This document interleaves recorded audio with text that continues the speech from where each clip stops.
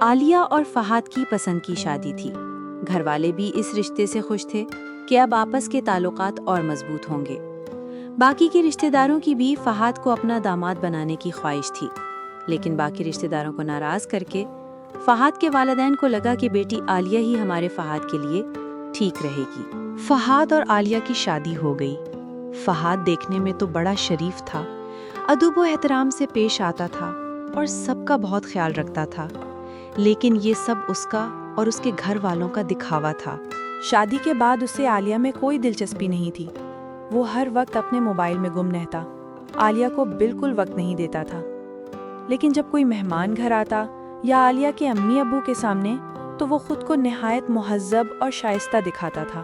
شادی کے کچھ وقت بعد عالیہ کو پتہ چل گیا کہ اس کی عزت، اس کی وفاداری اور اس کی محبت کی کوئی قدر نہیں، اور جو شادی سے پہلے فہد کی اس کی طرف پسندیدگی کا اظہار تھا، وہ بھی جھوٹا تھا۔ فہد کی ایک عادت تھی، ہر وقت لڑکیوں سے بات کرنا، چیٹنگ کرنا، نئی رشتہ داری بنانا۔ اس کے فون پر ہمیشہ لاک لگا ہوتا اور وہ کبھی بھی اپنا فون اکیلے کہیں نہیں چھوڑتا تھا۔ اس کی گھر والوں کو بھی اس کی اس عادت پر شک تھا، لیکن وہ پردہ ڈالے رکھتے تھے۔ فہد اکثر دوسرے کمرے میں بیٹھتا تھا اور گھر والوں سے کہتا کہ مجھے کوئی ڈسٹرب نہ کرے، میں آفس کا کام کر رہا ہوں۔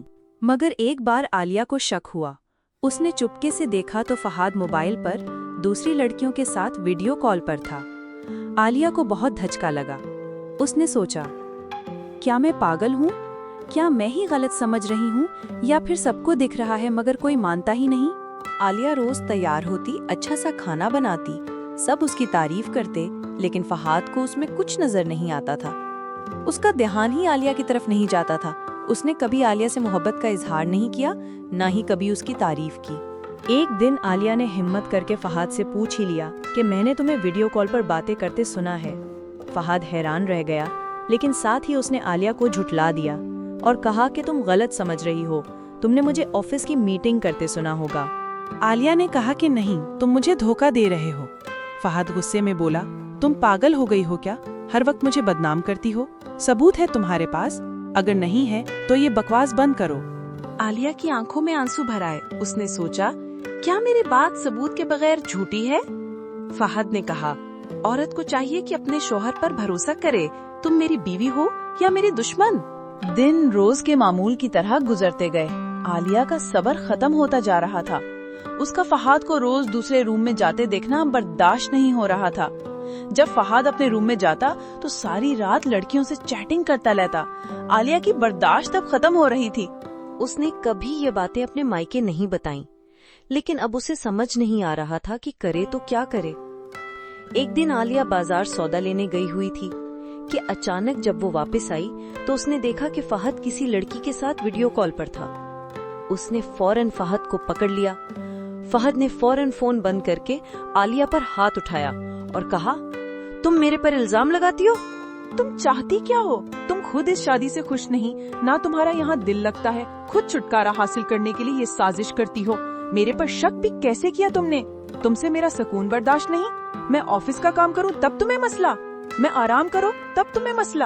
میں تمہاری تعریف نہ کروں تب تمہیں مسئلہ؟ اصل مسئلہ تم میں ہے۔ تم چاہتی ہی نہیں ہو یہاں رہنا اور بہانے کرتی ہو، مجھے پھنسانے کی کوشش کرتی ہو۔ جانا ہے واپس تو بول دو، میں عزت سے خود تمہیں چھوڑ کر آؤں۔ یہ ڈرامے بازی کہاں کی لگاتی ہو؟ عالیہ کے آنسو نکل رہے تھے۔ اس نے فوراً فہد کے امی ابو سے شکایت کی۔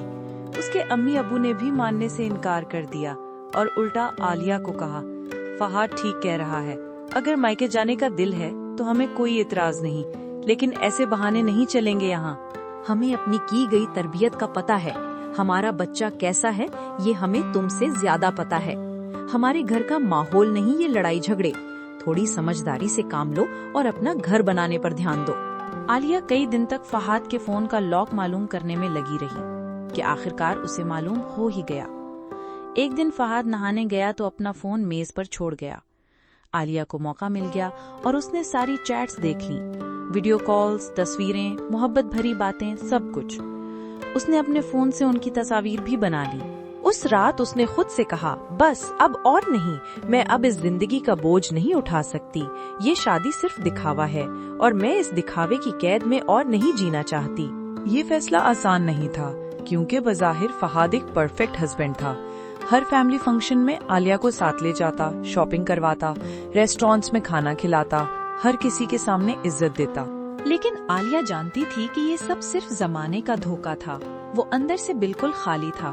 اسے اپنی اصلیت کا پتہ تھا اور عالیہ اس اصلیت کی شکار بن رہی تھی. عالیہ کے لیے الگ ہونے کا قدم اٹھانا سب سے مشکل تھا. اسے معلوم تھا کہ قصور آخر عورت کو ہی ٹھہرایا جاتا ہے. لوگ کہیں گے میں اپنا گھر بسا نہیں سکی. اور واقعی یہی ہوا. جب عالیہ نے الگ ہونے کا فیصلہ کیا تو سب لوگ کہنے لگے، اتنا شریف لڑکا تھا فہد، ہر جگہ بیوی کو ساتھ لے جاتا تھا، عزت دیتا تھا. اگر تمہیں نہیں رہنا تھا تو شادی کی ہی کیوں؟ پہلے ہی کہہ دیتی تم، کم سے کم ہم اپنی بیٹی کا رشتہ اس سے کر دیتے. عالیہ چپ چاپ سب سنتی رہی. اس نے آنسو پونچھ کر صرف ایک بات کہی، مجھے پتا ہے زمانہ صرف وہی دیکھتا ہے جو اسے دکھایا جاتا ہے، لیکن میں اس گندے ماحول میں نہیں رہ سکتی. میں نے صرف اپنی زندگی بچائی ہے.